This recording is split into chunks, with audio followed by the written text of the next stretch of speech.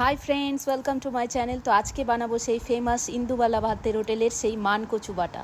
তো এখানে আমি কচুগুলোকে এরকম টুকরো টুকরো করে কেটে লবণ, জল আর একটু লেবু চিপে ভিজিয়ে রেখেছি। এরকম টিক্স ফলো করলে একদম গলা ধরবে না বন্ধুরা। তো এটাকে ভালো করে পরিষ্কার করে ধুয়ে নিয়েছি আর দিয়ে এবার আমি এখানে একটু ব্লেন্ড করে নেব। এটাকে দিয়ে এবার এই চিপে চিপে এর দুধটাকে ভালো করে বার করে নেব। এরকম দুধের মতো বেরোবে, ওটাকে ভালো করে বার করে নেব। এরকমভাবে চিপে চিপে নিলে কি হয়, গলাটা কুটকুট করে না আর একদম এই প্রসেসে করলে একদম দারুণ হবে।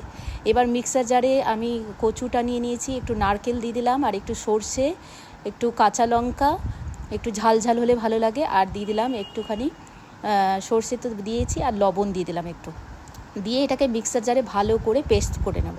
পেস্টটা একদম একটুখানি যদি না ঘরে একটু জল অ্যাড করা যেতে পারে। তো এই যে এরকম হবে কাদা কাদা টাইপের পেস্টটা। আর ওপর থেকে এবার সর্ষের তেল ছড়িয়ে দিলাম, একটু বেশি করে সর্ষের তেল দিলাম আর ওপর থেকে দিয়ে দেবো 2-1টা কাঁচা লঙ্কা।